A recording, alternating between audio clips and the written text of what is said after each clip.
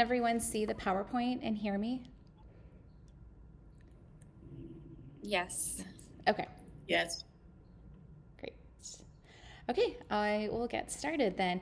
My proposal is to conduct pattern drafting pedagogy research. Okay, so I was introduced. My name's Kyla Benson. I actually teach full-time in the fashion department at a community college. I happen to be the department chair there. I've been teaching since 2006, and 10 years before teaching, I actually worked in the apparel industry as well. So I have a lot of experience in the fashion department, and pattern drafting is something near and dear to my heart.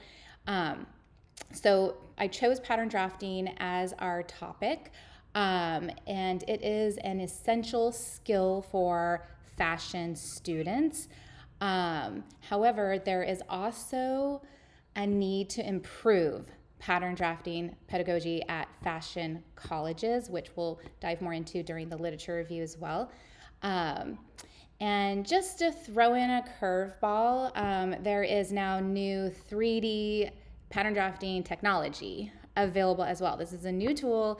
It's not understood fully by faculty and students at fashion colleges either. So that's just a little bit about the topic and background, which leads us to the problem statement. I have the word spatial visualization. That's really another way to describe what pattern drafting is. It's visualizing these flat two-dimensional shapes into three-dimensional garments and vice versa, to imagine a garment and then figure out what the flat shape would look like. This is a necessary skill for fashion students, but pattern drafting skills, they're challenging to teach, learn, and acquire. And we have lots of literature that talks about that. Also, another little problem is that there are new advances in technology. As also, fashion students, they are entering the apparel industry and they are lacking the required skill sets. So that means pattern drafting teaching methods in fashion colleges need to evolve and improve. So the purpose of this study really is to identify methods to improve pattern drafting learning. We have two theoretical frameworks to help us guide us throughout this research. The first one is spatial cognition theory, which relates to how individuals interpret existing environments internally. So again, like being able to picture those flat shapes and how they look sewn into three-dimensional garments and vice versa. The theory talks about how this ability differs in between individuals and that it's not static. There are ways to improve spatial abilities. The other theory that we're using is the constructivist learning theory. This basically talks about that individuals can acquire knowledge by engaging in active tasks and through their experiences. So that's really a great way to learn pattern drafting, is to actually do it. You know, if you mess up, why did you mess up? And just the experience can bring new knowledge the next time you try to draft a pattern. So this theory can really help us identify innovative instructional approaches. Our research questions. The first one is, what are the perceptions of students of the recent technological tools used in pattern drafting classes? And the second question is, what are the experiences of students with these recent technological tools in pattern drafting education? We have lots of definitions of key terms. A couple that pop out, I would say, is CAD. I use that so just like it's its own word. It stands for computer aided drawing. There's two-dimensional CADs, three-dimensional CADs. And another word you'll hear me use a lot is CLO Virtual Fashion. It's one of the more popular software companies that you can produce three-dimensional designs on avatars as well. Let's see here. Yeah, virtual fit model, talk about that too. That's what you'll see inside the CLO software. That's like a model, but it's like more like an avatar, so it's virtual. It's not in the physical world. Okay, so diving into the literature review, I thought it'd be a good idea to really talk about the background of pattern drafting. I know not everyone is familiar with it, so I'm just going to hop over real quick to the next slide. I'm going to come back because there's a visual on the next slide that I really like. Here is an example of 5 little shapes right here under the number 14, you can see. And these are flat patterns. They're flat shapes, and we would cut them out of fabric and we would sew them up. These flat shapes, you need to know, do I need 2 of them? Sometimes you double the fabric, cut 2, or you put it on the fold and cut half and then unfold it and you have the whole thing. So these are the basic pattern shapes, these 5 here. And this is one of the tests that's used a lot in the literature review to measure the spatial visualization abilities of fashion students or anyone really. And so you really have to look at these 5 shapes and then identify which garment that these shapes would make. So it can be kind of tricky with like the curves of shapes. Like for example, I'll give away this larger one here on my right, kind of towards the line. This is actually a common sleeve shape. And what gives it away is the bell shape at the top. The top curvy part of the bell goes up around the shoulder, while the bottom part of the bell wraps underneath the arm. So these are just typical shapes you're going to see in pattern drafting, and you just have to visually take that flat shape and have it twist together into a 3-dimensional shape. So this is pattern drafting, is being able to draw these shapes, understand the shapes, add measurements, and to build the garments. Okay. So pattern drafting does have a history, which I think is interesting. It's actually newer than you may think. Really, we don't see evidence of pattern drafting until the 15th century. The ancient world wore rectangular shapes, really with sizing just based off the loom that the fabric was woven from, and the rectangle shapes are just made and wrapped around the body and made into garments. We first see evidence that actual pattern drafting shapes existed in the 15th century. Although there's no existing pattern making documents available, the sumptuary laws included restrictions on garment cut styles, prove that patterns did exist in the 15th century, and they were used by tailors. And this information is from Greer Moore from 2020. Garment pattern shapes, the first time we really get to actually see those in text is not till the 16th century. But again, we only get to see the shapes then and without measurements. So we're not really going to see pattern making the way we know it today until after the invention of the sewing machine during the 19th century. Okay, well, since the 19th century, into the 20th century, there's been a lot of new technology. First 2D CAD technology, followed by 3D technology. And the 2D technology is being able to use computers to draft those shapes instead of by hand. And it really saved a lot of time. It saved a lot of wasted fabric as well, by being able to speed up the time and to have more accurate patterns from the computers. There's a lot of literature too that actually compares the traditional manual methods compared to the nudie CADs, and I can go over a few of those as well. Let's see here.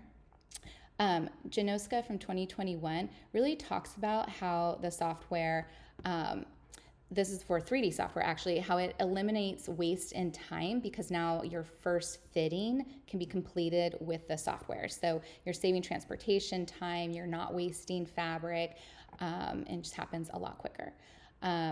Work by Musa Ibrahim and Agu from 2021 found that the 2D CAD tools can save significantly reproduce product development costs and reduce time needed for production, despite the minor challenges as the price of software, as it's not free, but the benefits actually outweigh the cost of the software.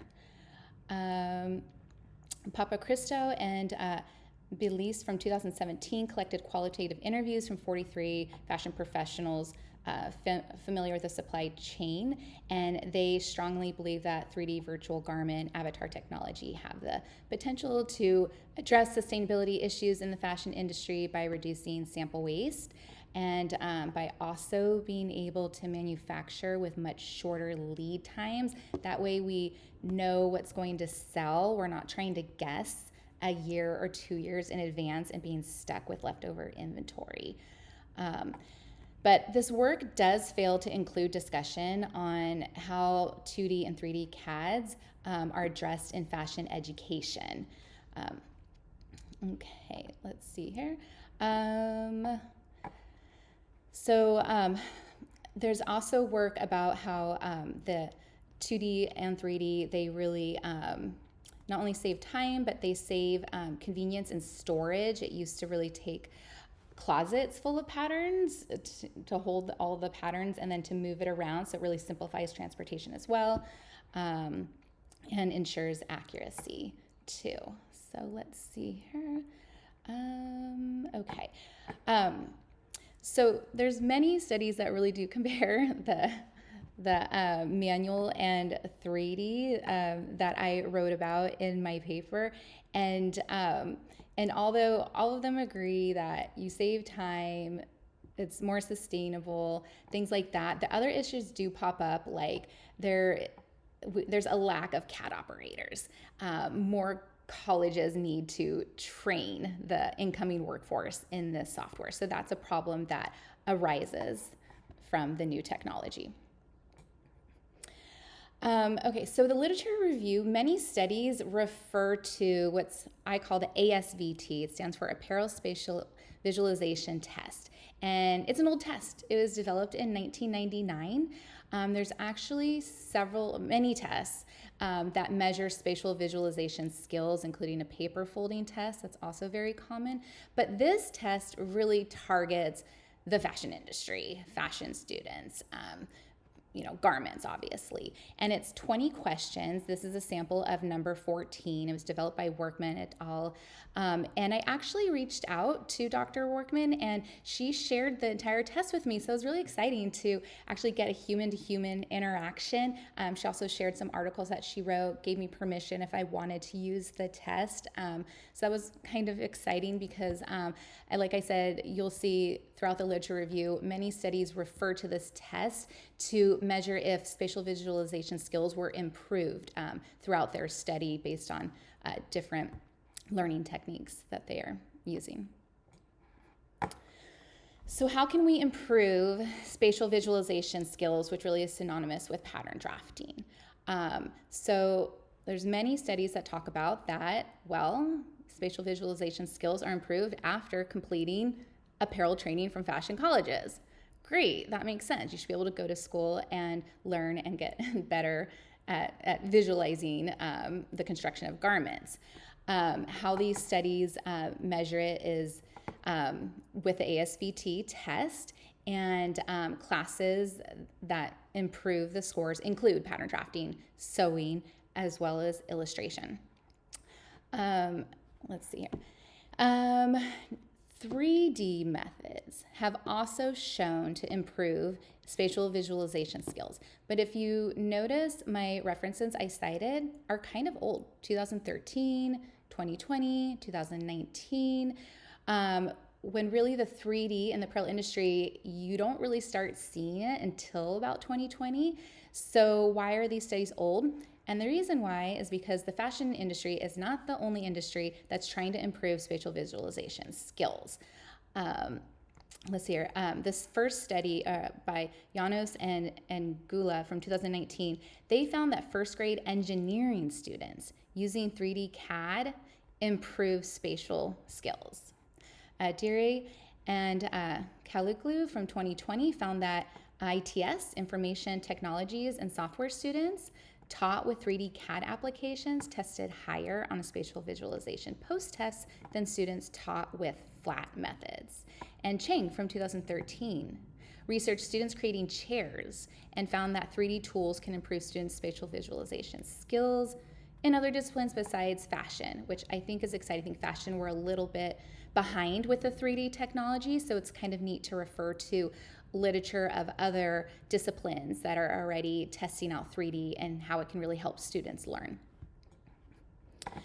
So there's literature that really revolves around efforts to improve pattern drafting education, which I think is so exciting because I know it's difficult to teach and I see it's difficult to learn. So I'm so fortunate I've got involved in this program and done all this research, and I've seen there's so much research that I'm not the only one who feels that way. Probably one of the big themes that comes from the literature of how to improve pattern drafting education is incorporating the new 3D technology into the curriculum. So we have a study by Uguwu et al. From 2023, which he identified combining the teaching method, including the manual pattern drafting methods with the CAD methods, that it should be implemented into curriculum to improve learning. This was from a questionnaire from 48 lecturers from fashion universities. And then a study by Allman and Powers researched how pattern drafting is taught by reviewing research papers at an international pattern drafting conference, and identified the recommendation to combine 3D software with traditional pattern drafting methods to improve the education. The next study, Cosa et al. From 2022, they actually just went ahead and produced materials. They made like a little module that teachers could use, because they understood teachers weren't fully experienced in it, and just maybe having a pre-built module would really help them, give them the abilities to teach the 3D software to students and improve pattern drafting. The study noticed that students in the fashion classes, they wanted to learn digital patterns, and they were actually looking at tutorial videos on YouTube, but students expressed that there's difficulties in learning digital patterns solely through YouTube, and that the more academic modules would better support their learning. Another way to improve pattern drafting education is not just through incorporating technology based on the literature review, but also through experimentation, allowing students to be creative and problem solve, and not be ultimately too structured.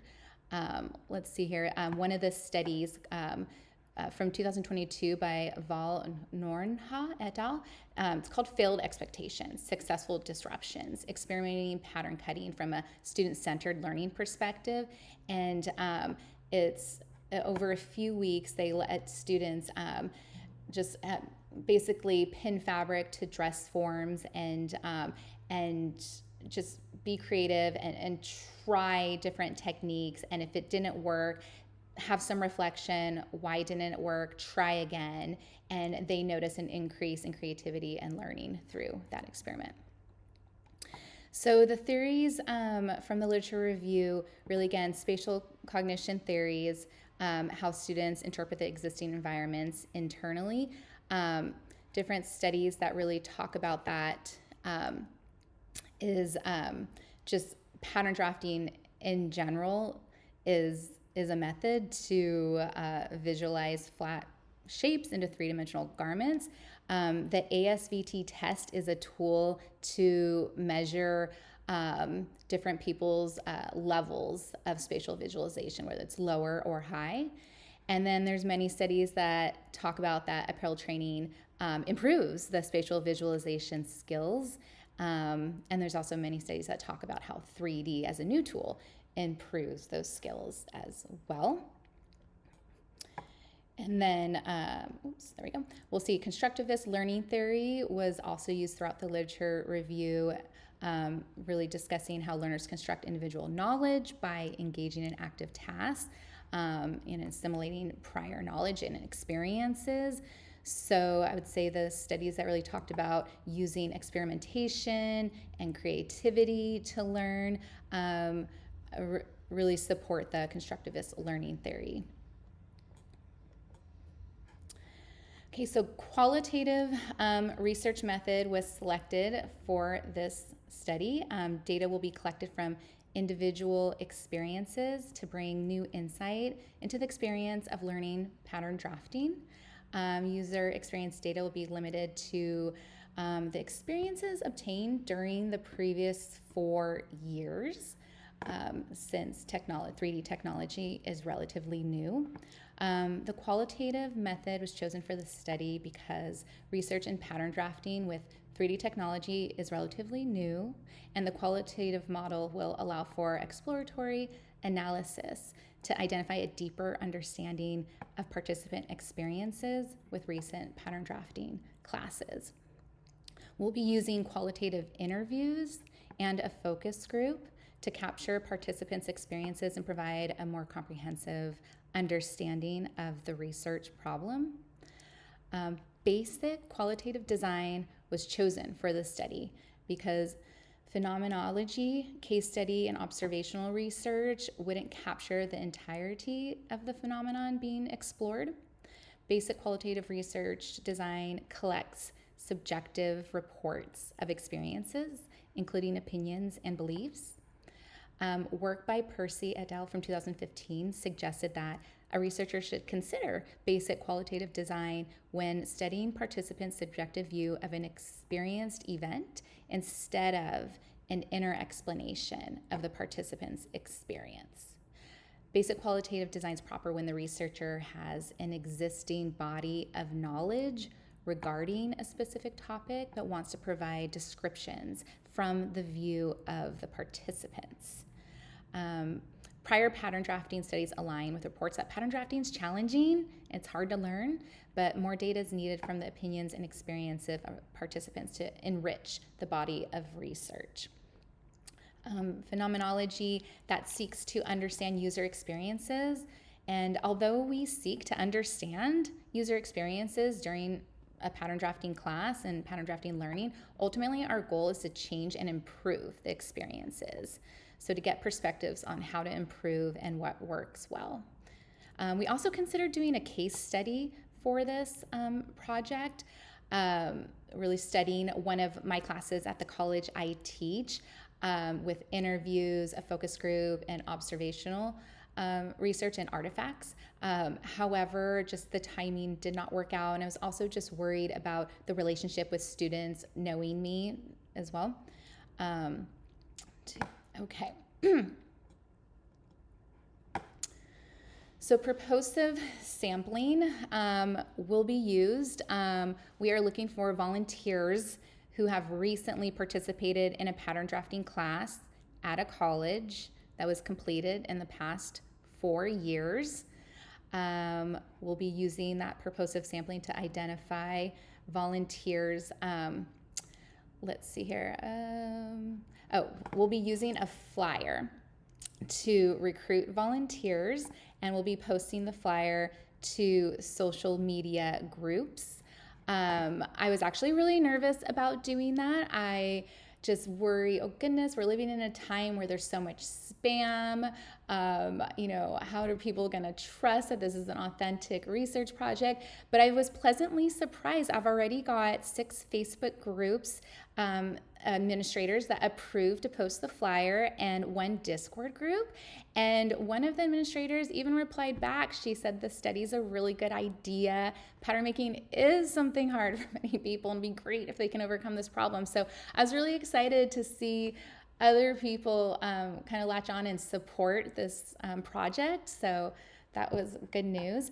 And of course, I'm always worried about people volunteering time for free and,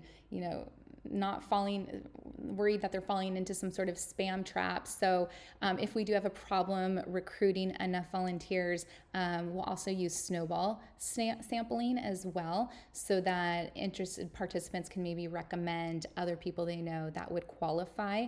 And so we have created a Google interest form, and the last question on it is asking if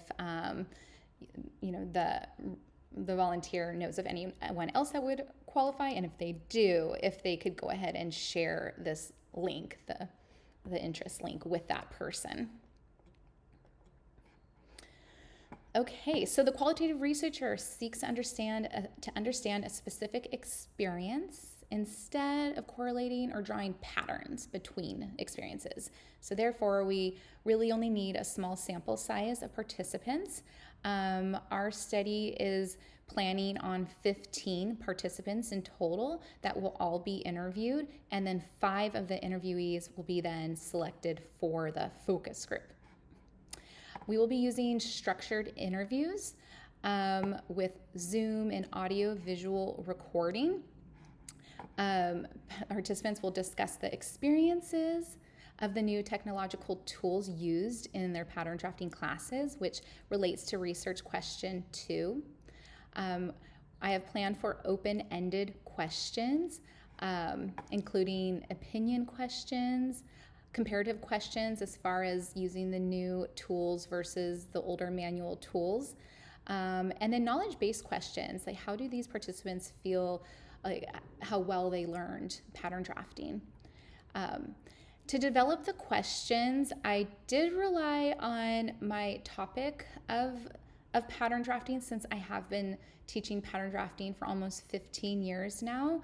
But then I also relied on Roberts from 2020, his book, Qualitative Interview Questions, Guidance for Novice Researchers, which really kind of helped me phrase the questions and keep them open-ended and more of like a discussion format. From the 15 interviewees, we're going to pull 5 for a focus group. Let's see here. A focus group is going to be a collection of volunteers in a collaborative setting where the participants share and discuss experiences and perceptions of a phenomenon. The study will use the focus group so that the participants can discuss perceptions of new technological tools used in the pattern drafting classroom, which relates to research question 1 of the study. Let's see here. I think what I like about this focus group, we're going to be using asynchronous style, which is a relatively new method, but it has benefits including feasibility, cost, overcoming geographical transportation issues, time zone issues, and it can also protect anonymity. And also what I like about it, because I have done advisory board meetings, and research shows this as well, is that some participants may have larger personalities than other participants. And so by doing the asynchronous focus group, every participant will have the opportunity to respond to the question and respond to one another. Participants will also be able to see how their response was responded to. And so if they felt like it was misinterpreted, they will have an opportunity to kind of rephrase their response as well, which is like a form of member check as well. So, okay, let's see here. Again, the questions will be open-ended. I, again, used my topic expertise to form the questions, but I also relied on Kruger's work called Developing Questions for Focus Groups to fine-tune them. So the data collection process, we definitely need to start with approval of this committee, of the IRB, of the administrators of social media groups. And once we have all the secured approval, then I'm able to post our flyer. On the flyer, there is a link to a web address as well as a QR code that takes users to a Google form that talks about the study. It also collects the basic information, and there's a link for a consent form. The link takes you to a PDF file where the users can read through the form and initial each page as well as sign it, and then save it as PDF and upload it back to the Google form to express their interest in participating in this study. Then once we have 15 volunteers, and we're going to do first come, first serve for the 15 volunteers. All the volunteers need to be 18 years or older. They need to meet the purposive sampling requirements as well, which is have taken a pattern drafting class at a college within the past 4 years. From those 15 volunteers, they're all going to be given a number 1 through 15 in the order that they are received. And then I'll just pull 5 numbers out of a bowl and choose those 5 for the asynchronous focus group. We'll be using the online learning platform called Canvas. They allow you to use it for free if you have less than 100 users. Fortunately, I'm very familiar with Canvas from my work, so I'll be creating a discussion board through Canvas, and all the users it'll be password protected for them to come into it to participate. All of our storage will, once we have collected the 15 volunteers, I can move the Google form so that it's offline. I'll save it on my laptop, and then I'll also back it up. It does not need to be online anymore. Data analysis. Okay, so qualitative data analysis differs from quantitative data in that it requires more analysis than simply identifying categories or groups of numbers, as qualitative analysis also requires selecting the information to collect, compare, and summarize.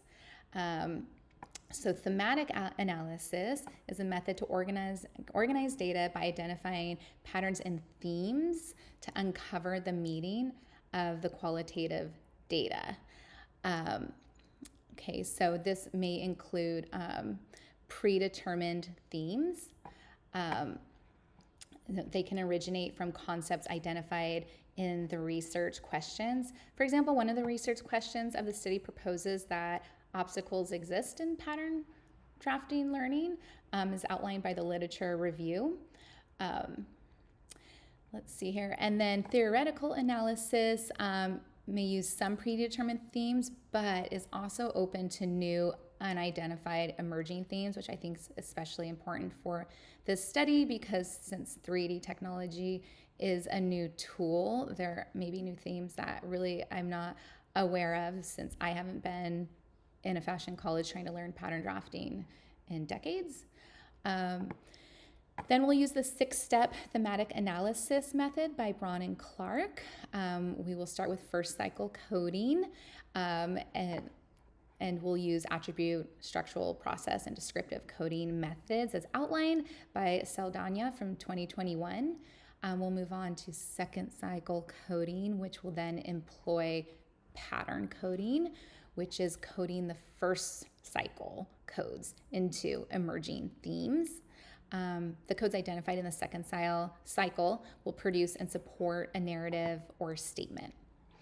We want to be aware of bracketing. I do not want to let my personal views or experience affect the outcomes of the analysis at all, so I will be very careful to block out any personal views I hold on this.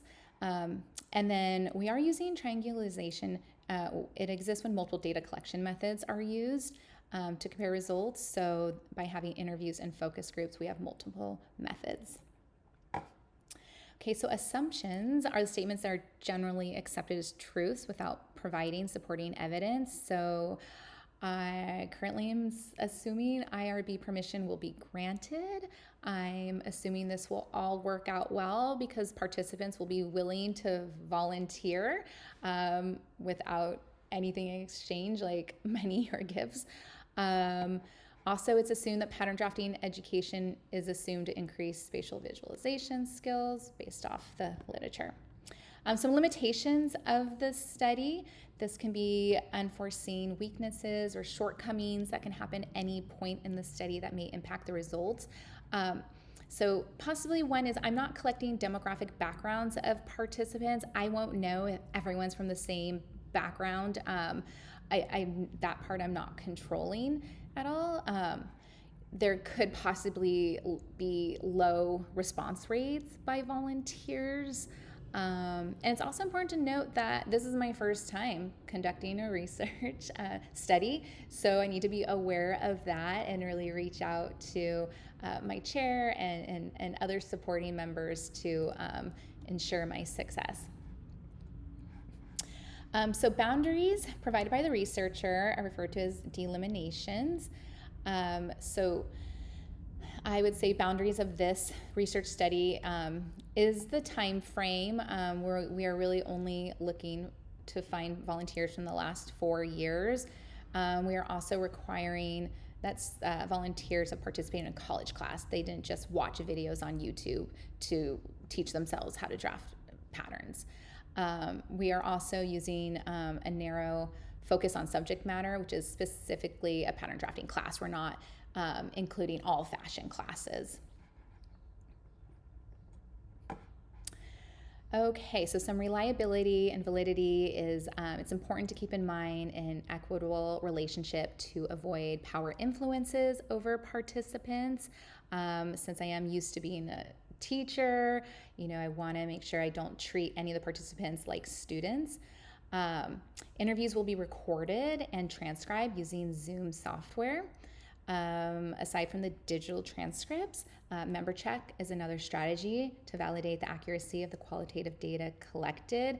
And I think it'll be executed when the researcher asks respondents to evaluate the collected data to confirm interpretations. So I will be using member checks to ensure the data by rewatching each interview and matching the transcript so that the transcript's correct. I will also be using an informal member check during the interview by interpreting the participant responses to confirm that I understood the data correctly. And it'll also be used in the focus group since the participants will be writing the responses and they will be seeing responses of other volunteers and they have the opportunity to kind of adjust their initial response if they felt like it was misunderstood or misinterpreted as well. Researchers will be intentional with relationship boundaries. There's a possibility I might know some of the participants. I don't think I will since we are using Facebook groups that I'm new to, but you never know. We're reaching out nationally. Most of those Facebook groups have thousands of members. So the chances of me knowing these participants, I think, are low, but still, I need to be aware of that and to be as professional as possible. I think a perk of doing the research during the summer is that pattern drafting classes are not in session, so I definitely will not have any live students. So there will not be an academic power relationship with potential participants as well. Also, participants will be anonymous to protect their identities from each other as well as the researcher. Okay, so some ethical assurances is that all of the participants' safety will be a top priority. We are adhering to the Belmont report. There will be respect for persons, benefits, and justice. Informed consent is included.